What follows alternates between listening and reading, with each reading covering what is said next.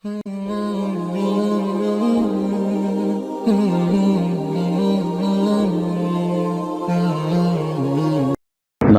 ونصلي ونسلم على رسوله الكريم اما بعد فاعوذ بالله من الشيطان الرجيم بسم الله الرحمن الرحيم وَلَقَدْ آتَيْنَا مُوسَى الْكِتَابَ، ہم نے جناب موسیٰ علیہ السلام کو کتاب عطا فرمائی، وَقَفَّيْنَا مِن بَعْدِهِ بِالرُّسُلِ، اور ہم نے اس کے بعد کئی رسول بھیجے، وَآتَيْنَا عِيسَى ابْنَ مَرْيَمَ الْبَيِّنَاتِ،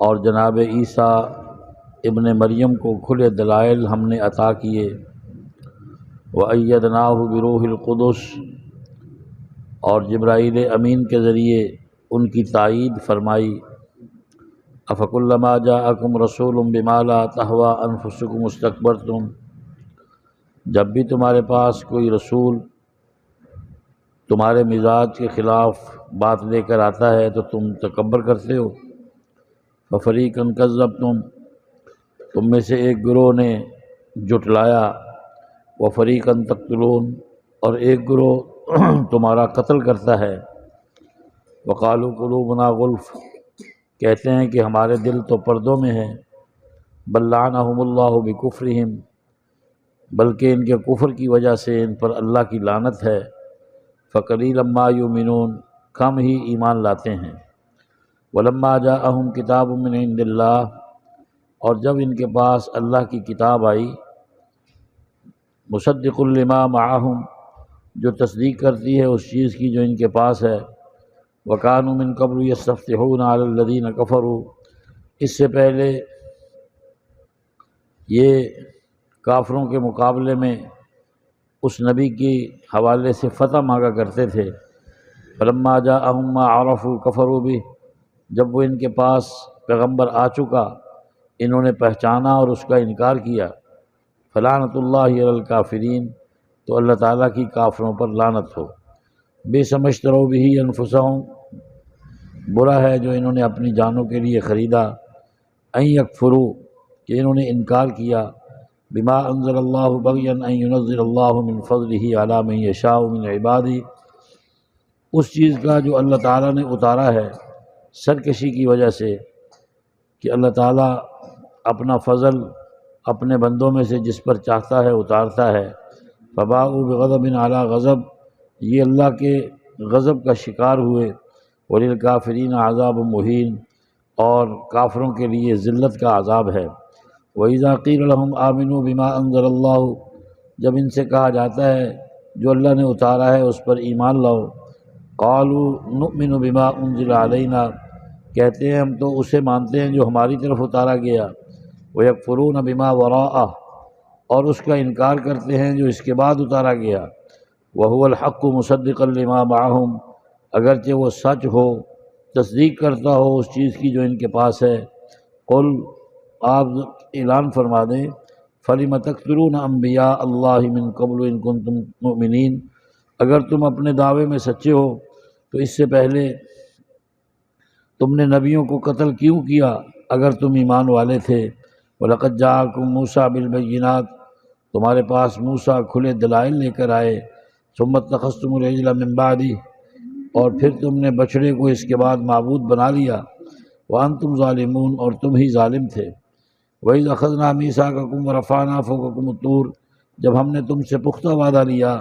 اور تم پر طور پہاڑ کو لا کھڑا کیا، خُذُوا مَا آتَيْنَاكُمْ بِقُوَّةٍ وَاسْمَعُوا، ہم نے تمہیں کہا جو ہم تمہیں دے رہے ہیں اسے مضبوطی سے پکڑ لو اور غور سے سنو، قالوا سمعنا، کہنے لگے ہم نے سن لیا، وعصینا، ہم نے نافرمانی کی، واشربوا فی قلوبہم العجل بکفرہم، اور ان کے کفر کی وجہ سے بچھڑے کی محبت ان کے دلوں میں ڈالی گئی، پلائی گئی، قل بئس ما یأمرکم بہ ایمانکم ان کنتم مؤمنین، آپ ان سے فرمائیں کہ تمہارا ایمان تمہیں کس قدر برائی کا حکم دیتا ہے اگر تم مومن ہو، قل ان کانت لکم الدار الآخرۃ عند اللہ، آپ فرما دیں کہ اگر آخرت کا گھر تمہارے لیے ہے اللہ کے ہاں، خالصۃ من دون الناس، خاص طور پر لوگوں سے ہٹ کر فتمنوا الموت ان کنتم صادقین، تم موت کی تمنا کرو اگر تم سچے ہو، ولن یتمنوہ ابدا بما قدمت ایدیہم، ہرگز ہرگز کبھی بھی یہ موت کی تمنا نہیں کریں گے اپنے آگے بھیجے ہوئے اعمال کی وجہ سے، واللہ علیم بالظالمین، اللہ ظالموں کو خوب جانتا ہے۔ وَلَتَجِدَنَّهُمْ أَحْرَصَ النَّاسِ عَلَىٰ حَيَاءٍ، آپ ان کو سب لوگوں سے بڑھ کر، حتیٰ کہ مشرکوں سے بھی بڑھ کر زندگی کے معاملے میں لالچی پائیں گے۔ وَمِنَ الَّذِينَ أَشْرَكُوا يَوَدُّ أَحَدُهُمْ لَوْ يُعَمَّرُ أَلْفَ سَنَةٍ، ان میں سے ہر ایک یہ چاہتا ہے کاش اس کی عمر 1000 برس ہو جائے۔ وَمَا هُوَ بِمُزَحْزِحِهِ مِنَ الْعَذَابِ أَن يُعَمَّرَ، عمر کا لمبا ہونا بھی انہیں اللہ کے عذاب سے بچا نہیں سکتا۔ وَاللَّهُ بَصِيرٌ بِمَا يَعْمَلُونَ، اللہ دیکھ رہا ہے جو یہ کر رہے ہیں۔ دو چار سمجھنے کی اس میں باتیں ہیں، زیادہ لمبی بات نہیں ہے۔ اللہ تعالیٰ یہودیوں کے بارے میں ارشاد فرما رہے ہیں کہ ہم نے موسیٰ کو کھلے دلائل دیے۔ کھلے دلائل کیا تھے؟ بغل میں ہاتھ ڈال کے نکالتے تو وہ سورج کی طرح روشن ہوتا، یہ ان کا معجزہ تھا۔ اسی طرح حضرت موسیٰ علیہ السلام اپنی لاٹھی کو پھینکتے، کبھی وہ اژدہا ہو جاتی، کبھی پتھر پہ مارتے تو اس سے پانی کے چشمے پھوٹ پڑتے۔ تو اللہ تعالیٰ نے موسیٰ علیہ السلام کو یہ کھلے دلائل دیے تھے، اور پھر ان کے بعد اللہ نے کئی رسول بھیجے، ان میں مریم کے بیٹے عیسیٰ کو بھی بھیجا، اسے بھی کھلے دلائل یعنی معجزات دیے۔ وہ مادرزاد اندھے کی آنکھوں پر ہاتھ پھیرتے وہ بینا ہو جاتا، کوڑی کے جسم پہ ہاتھ پھیرتے وہ شفا یاب ہو جاتا، گنجے کے سر پہ ہاتھ پھیرتے اس کے بال نکل آتے، اور اسی طرح وہ مردے کو کہتے تو اللہ کے حکم سے مردہ اٹھ کے کھڑا ہو جاتا۔ تو اسی طرح ما تاکلون ومما تدخرون فی بیوتکم، جو آدمی اپنے گھروں میں سے کھا کے آئے ہوتے پیٹ کی طرف دیکھتے، ایسی لیزر نگاہیں اللہ نے دی تھی کہ کھال کے اندر سے معدے میں پڑا ہوا کھانا نظر آ جاتا تھا، اور بتا دیتے تھے تم یہ کھا کے آئے ہو اور تمہارے گھر کی ہنڈیوں میں یہ پڑا ہوا ہے۔ تو یہ حضرت عیسیٰ علیہ السلام کے معجزات تھے۔ اور اسی طرح فرمایا کہ جب وہ تمہارے پاس آئے ہیں، اور پھر حضرت عیسیٰ علیہ السلام کا یہ بھی تھا کہ اللہ تعالیٰ نے جبرائیل کو ان کا باڈی گارڈ بنایا تھا، وہی ادنا بروح القدس، ہر وقت جبرائیل عیسیٰ علیہ السلام کے ساتھ رہتے تھے۔ اور فرمایا کہ پھر جب بھی کوئی رسول آیا جو ان کے مزاج کے خلاف بات لے کے آیا، یہودیوں کے، پہلے نمبر پر تو انہوں نے تکبر کیا، اور اگر ان کے دل نے اس بات کو نہیں مانا تو پھر انہوں نے قتل کر دیا، جیسے حضرت یحییٰ علیہ السلام کو قتل کیا، ان کے والد محترم حضرت زکریا علیہ السلام کو بھی یہودیوں نے قتل کیا۔ تو اب جب حضور صلی اللہ علیہ وسلم کی بات آتی ہے تو کہتے ہیں ہمارے دل پردوں میں ہیں، یعنی اللہ نے ہمارے دلوں کو پردوں میں رکھا ہے، غلافوں میں، اس پر کسی دوسرے کی بات اثر نہیں کر سکتی، کسی دوسرے کا جادو اثر نہیں کر سکتا، حضور کے متعلق کہتے ہیں، اور کسی کی چاپلوسی ہمیں متاثر نہیں کر سکتی۔ استغفر اللہ العظیم۔ اللہ فرماتے ہیں کہ اصل بات یہ ہے کہ اللہ تعالیٰ نے ان کے کفر کی وجہ سے ان پہ لعنت کر دی، لعنت کی وجہ سے ان کے دل سمجھنے سوچنے کی صلاحیت سے محروم ہیں۔ کم ہی یہودی ایمان لائیں گے، کم ہی مانتے ہیں، جیسے عبداللہ ابن سلام رضی اللہ تعالیٰ عنہ، یہ یہودی علماء میں سے ہیں، اور انہوں نے حضور صلی اللہ علیہ وسلم پر ایمان کو قبول کیا ہے۔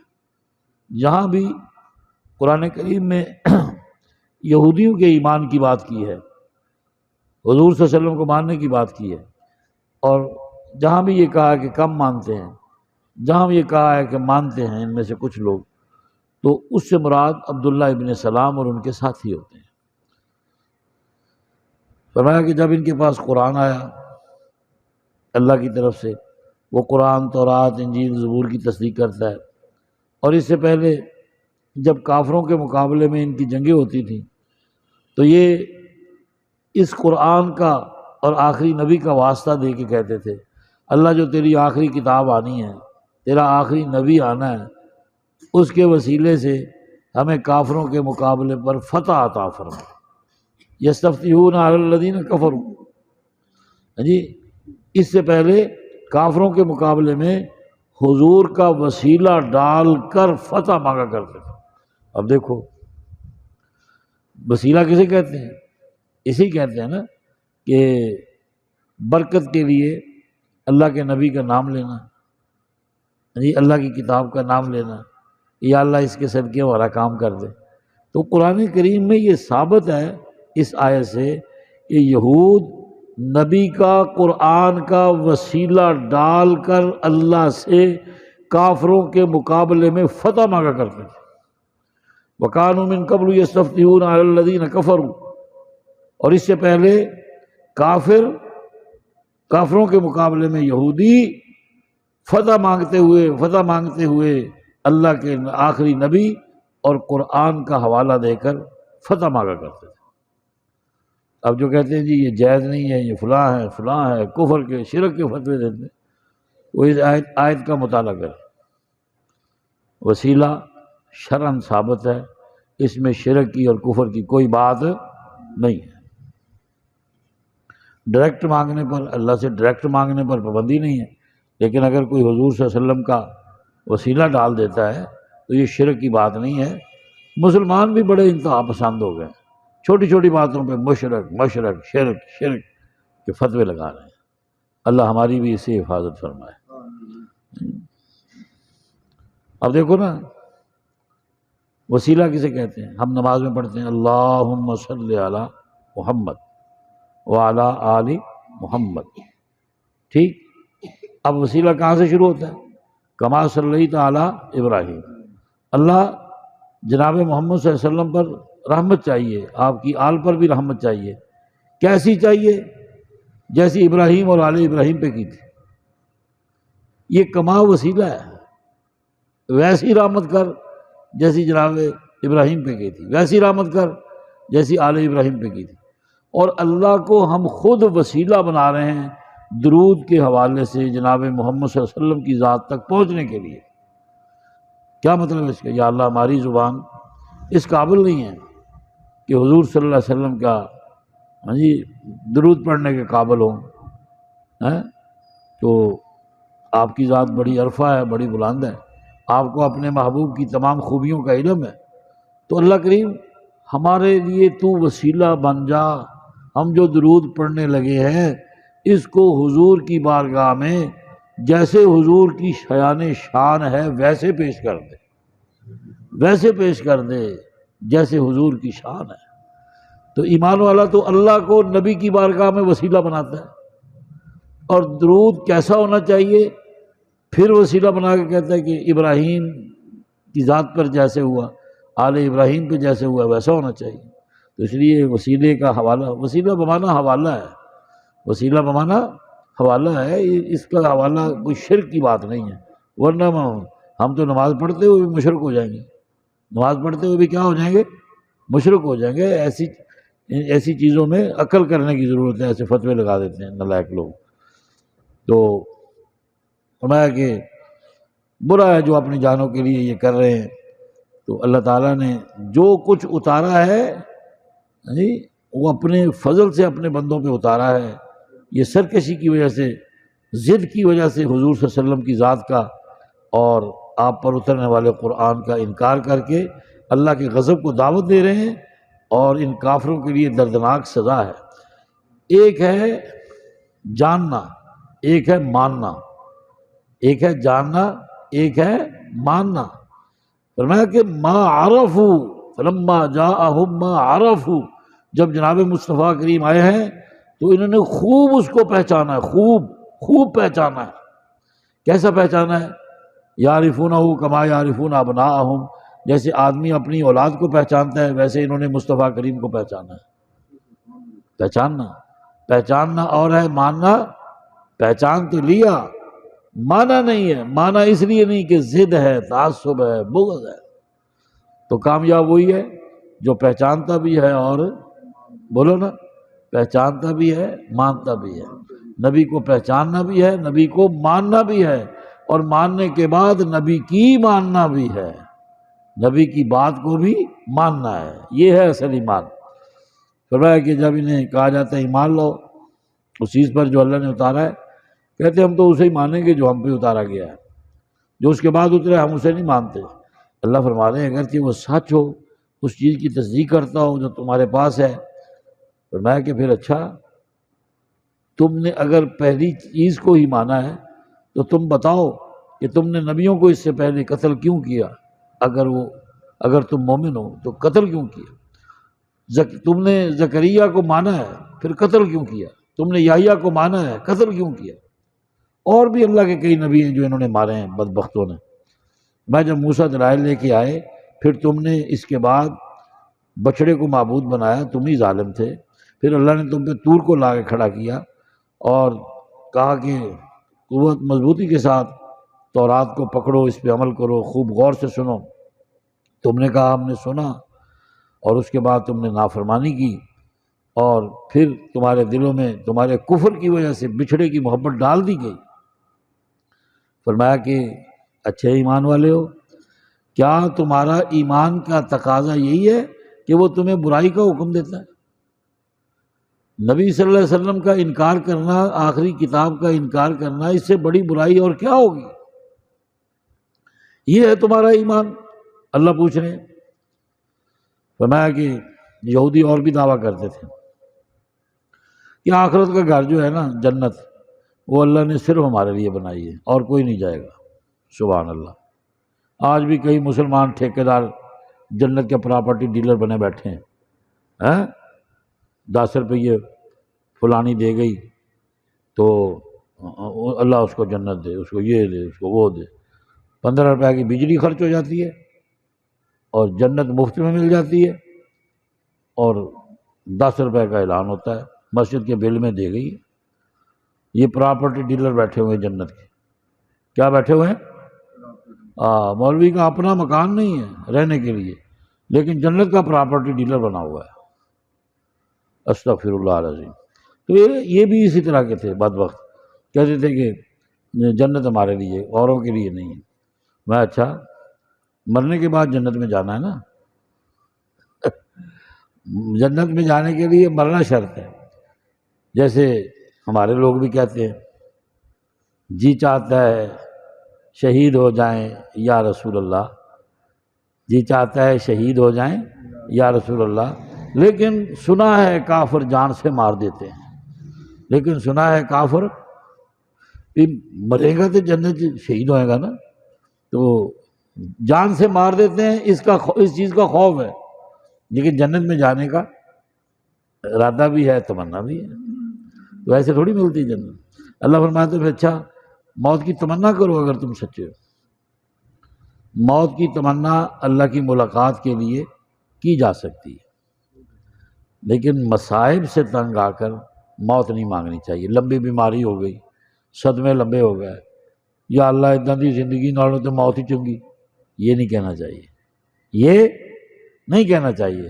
ہاں اللہ کی ملاقات میں اگر کوئی موت مانگتا ہے اللہ سے، وہ بھی شہادت کی، تو یہ تو اللہ کے نبی کا بھی طریقہ ہے نا۔ اللہم انی اسألک شہادۃ فی سبیلک، حضرت عمر نے دعا کی تھی کہ اللہ میں تجھ سے شہادت کی موت مانگتا ہوں، ووفاۃ فی بلد رسولک، تیرے نبی کے شہر میں دفن ہونے کو جگہ مانگتا ہوں۔ یہ کوئی بری چیز نہیں ہے۔ حضرت بلال رضی اللہ تعالیٰ عنہ کا آخری وقت ہے اور بیوی بیٹھی رو رہی ہے اور حضرت ہنس رہے ہیں، خوش ہو رہے ہیں۔ اس نے کہا ہماری جان پہ پڑی ہوئی ہے، تو دنیا سے جا رہا ہے، ہم اس لیے رو رہے ہیں اور تو ہنس رہا ہے۔ حضرت نے فرمایا کہ آج مریں گے، جسم کا روح سے ناطہ ٹوٹے گا، سیدھے اپنے دوستوں کی مجلس میں جائیں گے، آج حضور صلی اللہ علیہ وسلم کی محفل میں جائیں گے، حضرت ابوبکر، حضرت عمر اور سارے پرانے جو شہداء ہیں ان کی محفل میں جائیں گے۔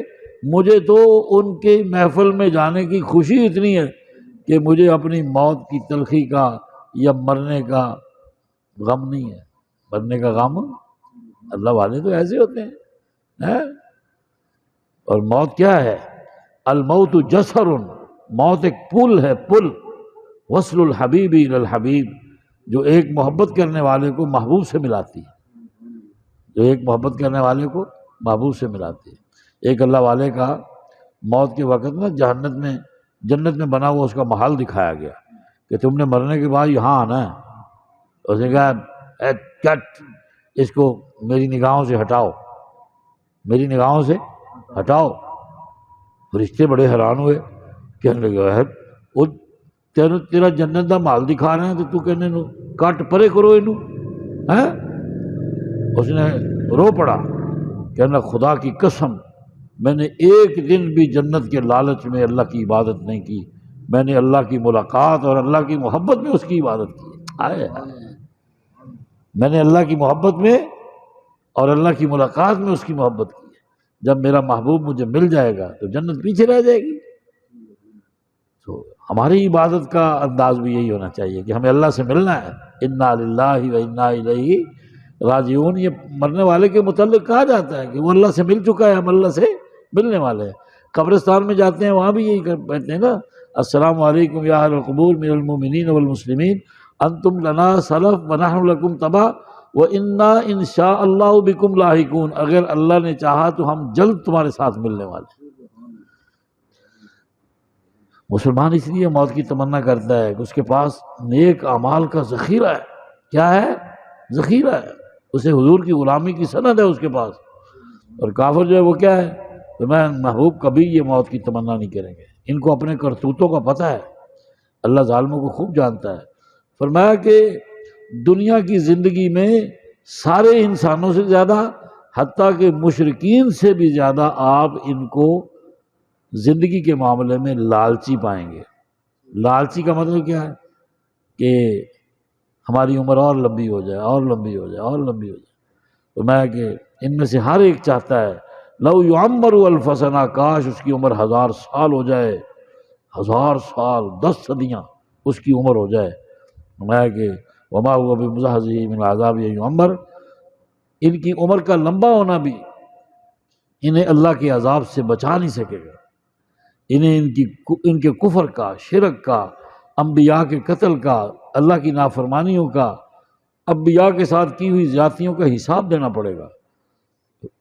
واللہ بصیر بما یعملون، اللہ دیکھ رہا ہے جو یہ کر رہے ہیں۔ دعا ہے کہ اللہ ہمیں یہودیوں کی عادات سے محفوظ فرمائے اور ہمیں ہمارا جو اسلامی ورثہ اللہ اور اس کے رسول کی محبت ہے وہ ہمیں عطا کرے۔